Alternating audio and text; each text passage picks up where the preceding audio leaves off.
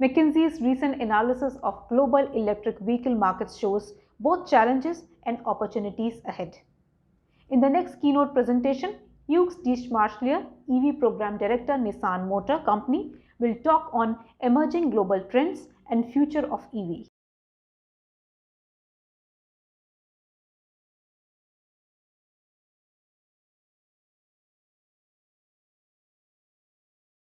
Hello, everybody. My name is Hugues Deschmarchelier. I am the EV Global Program Director in Nissan. And so, of course, in this respect, I am responsible for the EV cars and the development of EV cars in Nissan. So today I will speak about what we think are the main global trends and how EV is what future for EV cars considering these global trends. So first, I would like to remind what Nissan try to achieve. Nissan try to enrich people's lives. What does it mean? It means to bring to our customers excitement, exciting benefits, through technology, features, etc. But more than that, we don't want to make tech for tech. What we want is to use tech to bring these benefits to our customers and to most of our customers, to have these technologies accessible. Of course, Nissan wants to enrich people's life also by contributing to a cleaner society and to have more freedom in the choice of mobility. But let's come back to first the megatrends. So here we are selecting some of them, but we believe very important. Of course, global warming, I think it's no use to describe in detail. But also, especially for our home country, which is Japan, aging populations, which is also something that we have to take into account today as a mega trends.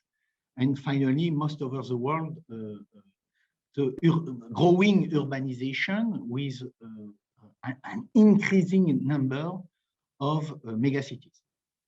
But in parallel, we have also evolution of technologies, especially IT, not only EV, but also IT with Internet of Things, big data, and even more intrusively intrusive into the car, the artificial intelligence. What is exactly the position of electrification in this context?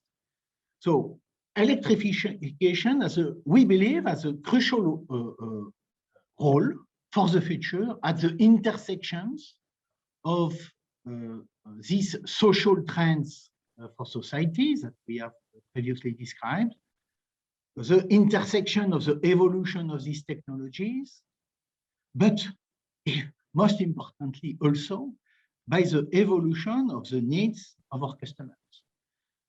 Cleaner and safer mobility. Both words are very important, clean and safe. Also taking into account change in mobility behaviors. I will even say diversity in request on mobility behaviors. Of course, constant need of reducing the cost of ownership of a car and the cost of simply miles or kilometers driven by the customer. And while we have all these three first requests, there is also still a request to have joy and excitement when driving and also when connected with the rest of the world.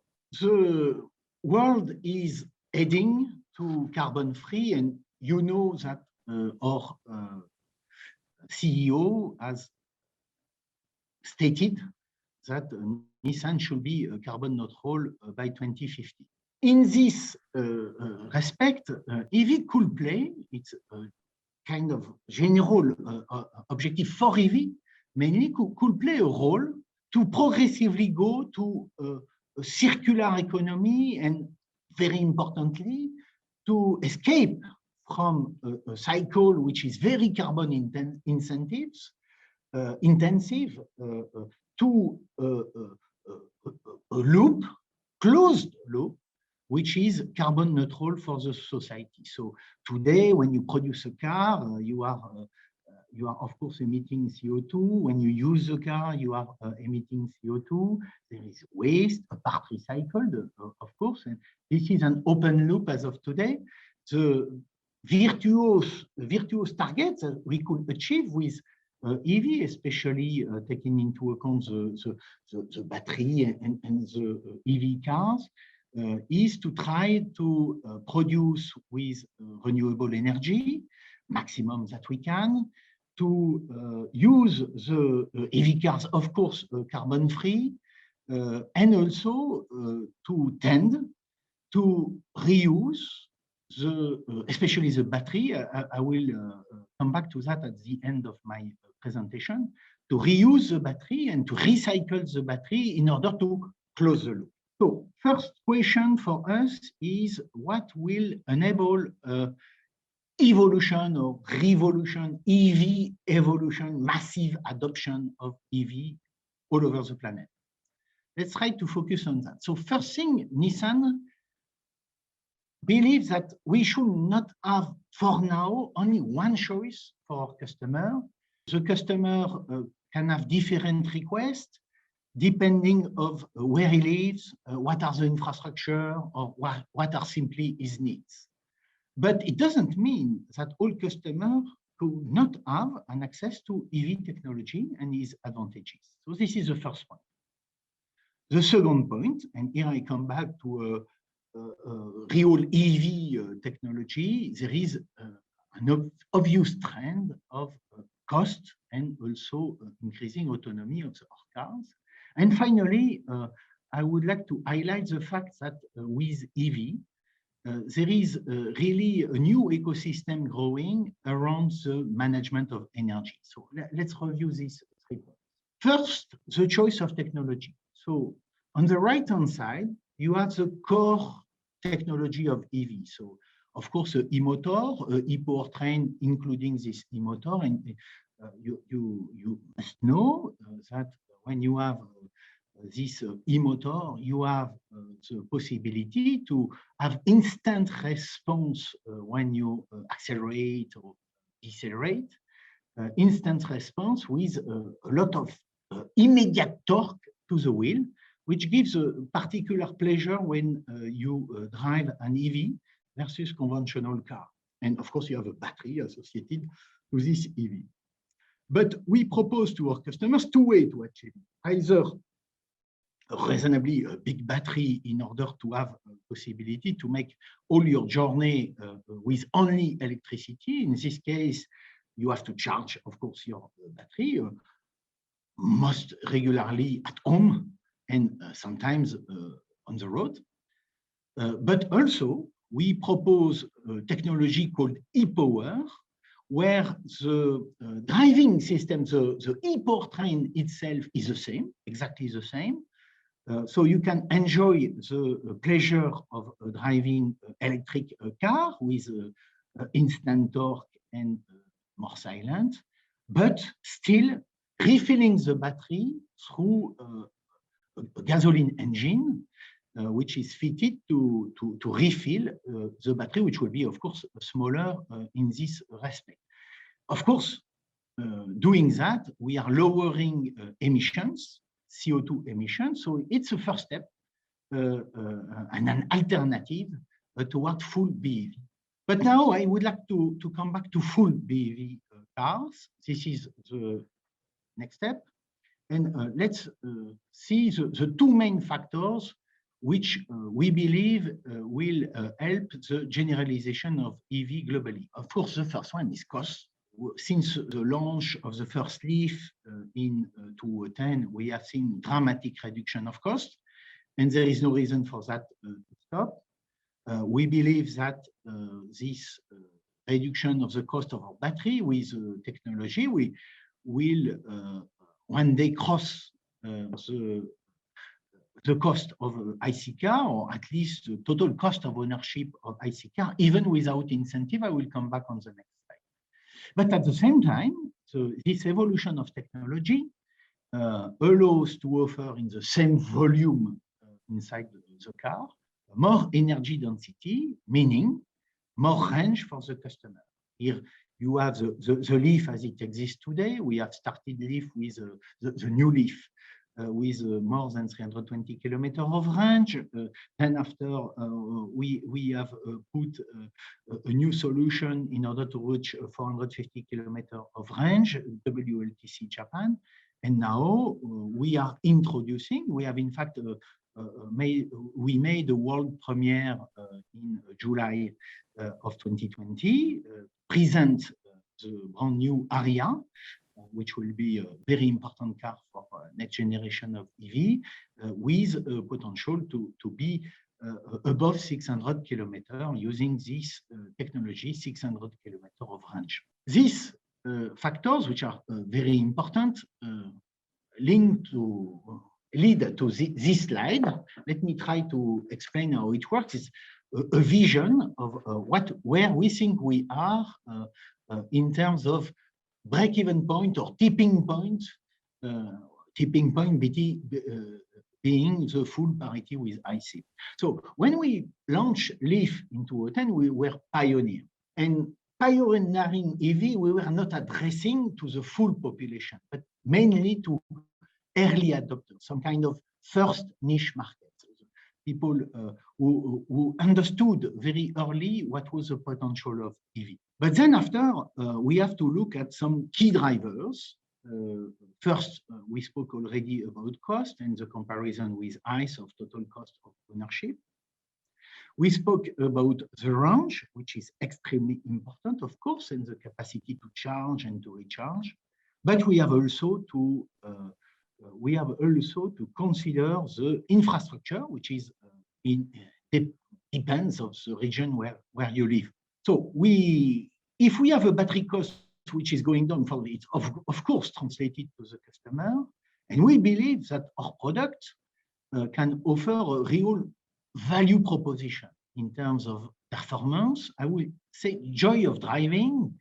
In terms of roominess, because we can change the packaging of our car. I will also come back on that a bit later on, thanks to the EV technology. And all that combined, we will be able to reach this tipping point, and we even believe that in some region, we are now very close to these tipping points. The real tipping point will be when we will not need incentives anymore, just to have this infrastructure in place, but no incentive anymore, and still a very good advantage and a sustainable advantage for our customer and of course all the stakeholders inside the EV world.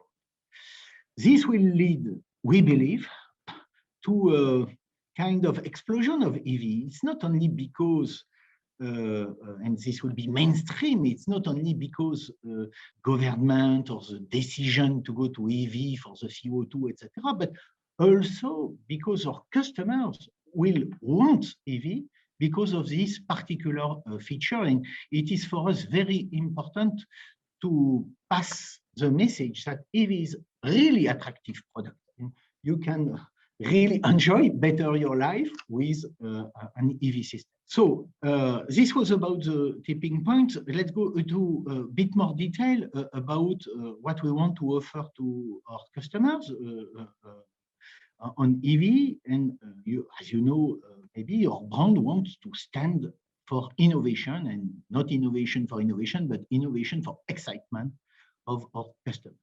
So let's come back to customers. That's the most important. On the left-hand side of this slide, we have trying to reproduce the trend of the society and what could be the request of our customers. We believe that our customer, through digitalization, wants to have a seamless integration between their life outside of the car and their life inside the car. Our customers, we believe, not all our customers, but a big part of our customers want to have control in a context very often of uncertainty. So control meanings when you don't need to, you are in unsafe environment to have something to help you to have confidence on what you are doing.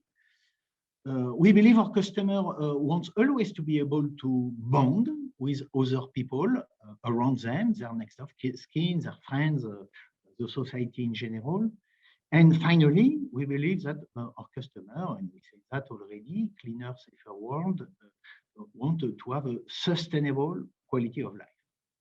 So on the right-hand side, our proposal is not only to sell EV. Our proposal is to sell more than an EV, to offer more than electrification, because we think we can do it. So first, giving more confidence. You know that Nissan is offering to already ProPilot and ProPilot 2. It's almost a full assistance of driving when you are on a motorway, where the car is finally can relax in one way, and the car is almost driving for you. And we have also ProPilot Park to assist you when you have this sometimes painful activity of parking your car, and also ADAS system. I will not come back on that, but this is very important to give confidence. Second part is driving excitement. On this one, I will come back because EV can really bring a lot of excitement while you drive.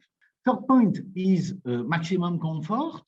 Here, the best example for us now is Aria that we have described on the media as much as we could, and even physically in Japan, and now we are starting also in US and in Europe. So we can offer an unexpected comfort simply because the packaging of the car of an EV is very different. We can offer flat floor. We have more room in the engine compartment, so we can free the cabin room from devices like, for example, the air conditioning system, and put them inside the engine compartment to have a very clean and open and very roomy interior. So it's maximum comfort. If you, on top of that, take into account that the electrification of the car brings a lot of silence, of course, you really can enjoy the driving experience as you were inside a lounge. And finally, the joy of connected. I will not come back because we try to do that on many of our cars, which is a seamless experience from your home. That's why the picture is showing a smartphone. For example, you start your journey on your sofa at home. You say where you want to go, what temperature you want in your car. You can even say when you want to start. And when you will come to your car at the indicated date, everything will be set up exactly as you have requested. But I would like to come back to 2 points. The first point I mentioned before is driving excitement. And here I would like to speak about a system, a unique system that we have developed in Nissan, which is e-Force. So what is e-Force? Nissan has a strong experience in four-wheel drive, long experience in four-wheel drive. So engineers have a good understanding of how to tune a four-wheel drive to have the maximum of efficiency on the road. But we are bringing also the EV technology. So the EV technology is very different from a gasoline car. As for example, on the front and on the rear, e-motor. So instead of a long driving shaft to transfer the torque from front to rear or rear to front, you have an immediate ultra precision control of each of the motor, and you can use that to improve your driving experience. Also, if you couple that with capacity to also command the brake system at each wheel, then our engineers have put their knowledge about about the all-wheel drive and created a system, a software system, in order to control the car immediately in almost every condition. This will give a lot of value for a customer, capacity to drive even in very sinuous road and to keep your trajectory. To do that, even if when the circumstances are bad, like snow, you can drive with this system e-force, I will say at a higher speed than conventional all-wheel drive and keep perfectly your trajectory. And this brings comfort for all our passengers. One last thing I would like to say, EV for us is power, a lot of power, acceleration, but also to put that, to couple that with a perfect handling of the car and to have power and smoothness at the same time. But now I would like to speak about another advantage that can give EV that is finally beyond mobility. I'm speaking here about how to use the car when you don't use the car.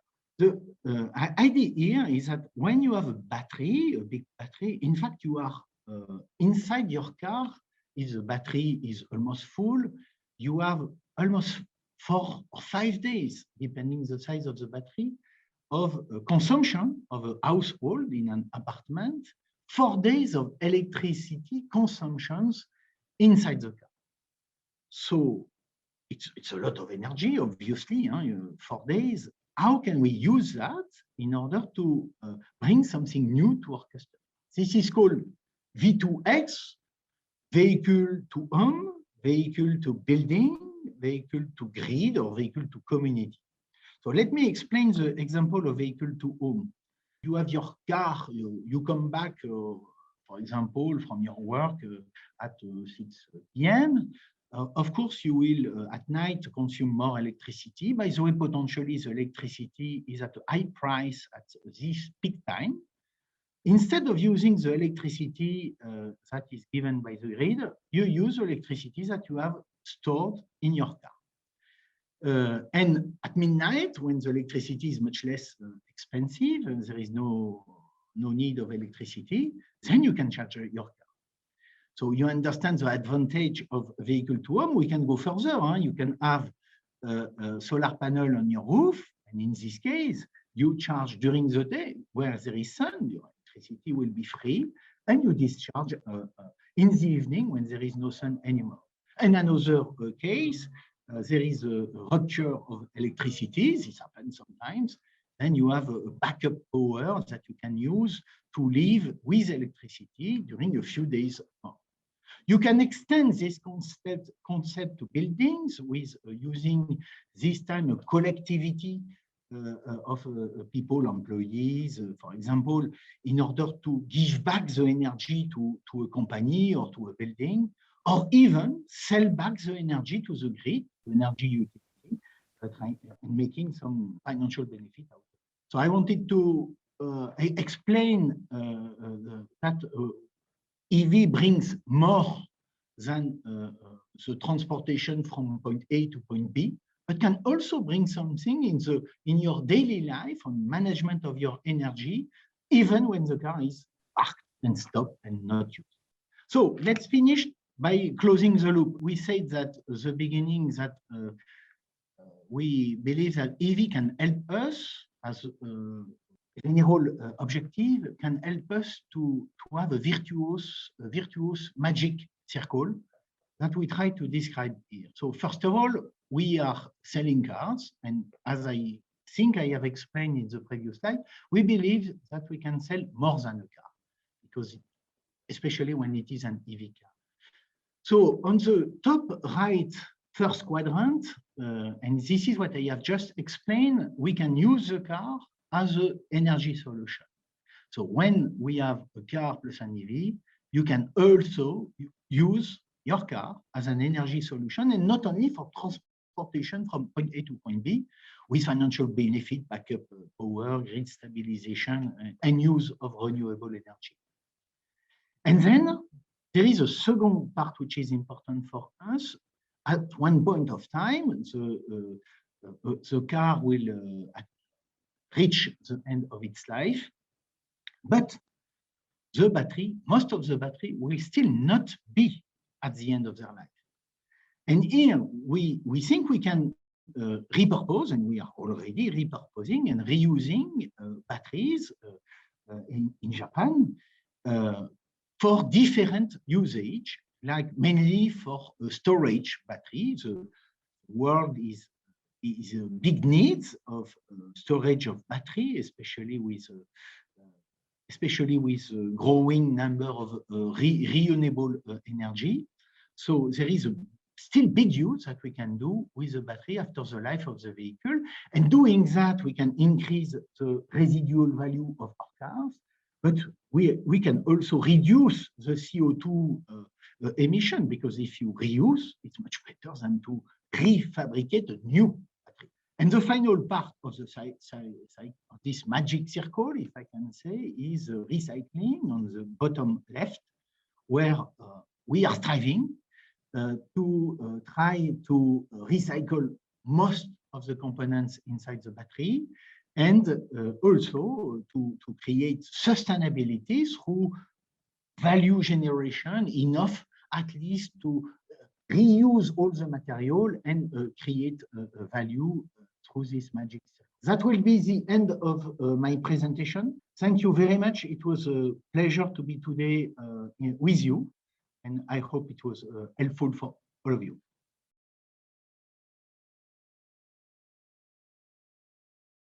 Thank you, sir, for sharing your knowledge on emerging global trends and future of EV. We'll move to the next session. Stay tuned and don't forget to tweet using the hashtag ETAutoEVC.